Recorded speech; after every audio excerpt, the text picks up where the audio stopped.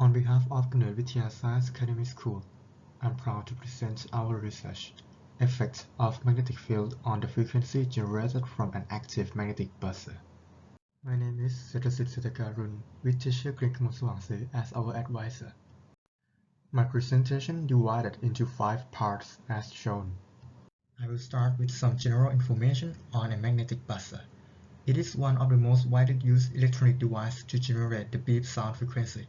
In general, magnetic buzzers are divided into 2 types, which are passive and active. The active magnetic buzzer additionally contains 555 timer IC as an oscillator circuit that encourages it to work with DC. Here is where something interesting happens. I'm showing that when we point a magnet bar to the buzzer, the frequency is decreased, and when we point another end of the magnet bar to the buzzer, the frequency is increased. With suspicion on this phenomenon, we institute our research with the objectives: first, to explain the change in frequency generated by an active magnetic buzzer to the applied external magnetic field, and second, to construct a mathematical model describing the relationship of the generated frequency as a function of magnetic field strength. Now, we are moving to the theoretical derivation. We know from the datasheet of 555 timer IC that the frequency of the pulse generated is dependent on the capacitance of the capacitor in the circuit. The capacitance is calculated from the well-known formula number 1. For external magnetic field intensity H, the magnetic force acting on the capacitor that occurs due to dipolar interactions between plates can be calculated from equation number 2, acquired from previous research on the magnetorheological elastomer. We assume that the magnetic force is an elastic force acting on the magnetorheological elastomer. Therefore, we can write it in the form of Hooke's law in equation number 3. From now on, we can transform the equation into the form that shows the final distance between plates in equation number 4, and the form that shows the final capacitance of the capacitors in equation number 5. Finally, we substitute the capacitance in the equation from the datasheet to get the final model in the red box, which variable h square is the vector quantity. It will be positive when the vector points toward the buzzer, and will be negative when the vector points outward from the buzzer.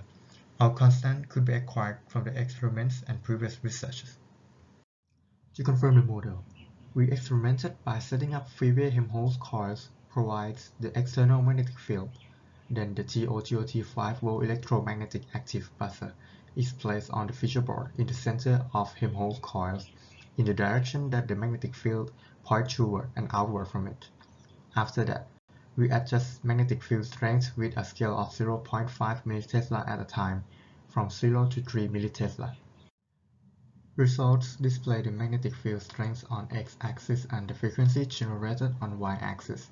Here we show the comparison between the theoretical line and experimental regression line. In this graph, the magnetic field points toward the active magnetic buzzer. The result shows that the frequency generated is directly proportional to minus h squared. Furthermore, the result agrees with the mathematical model with an R-square value equal to 0.96. This is another case, which the magnetic field points outward from the active magnetic buzzer. This graph seems to be linear, since the 3-way Helmholtz coil has a limitation that can produce the maximum magnetic field intensity at only 3.2 millitesla. For that reason, we could not experiment with higher magnetic field intensity. Therefore, we expect to see a quadratic graph of the result with stronger magnetic field intensity and more experimental data. To conclude, the sound frequency generated is indicated by the pulse frequency acquired from 555 timer IC. The applied external magnetic field creates stress in magnetorheological or MR elastomer, located between flat plates capacitor, and thicken or thinner the distance between the plates, which respectively change the capacitance of the capacitor. The change of capacitance will affect the pulse frequency. Finally, the result is shown in the change of sound frequency generated. For further research, we plan to institute research on finding the dependence of this phenomenon due to the different types of MR elastomer materials to make this research application in designing an active magnetic buzzer or even magnetic field sensors. Thanks you all for listening.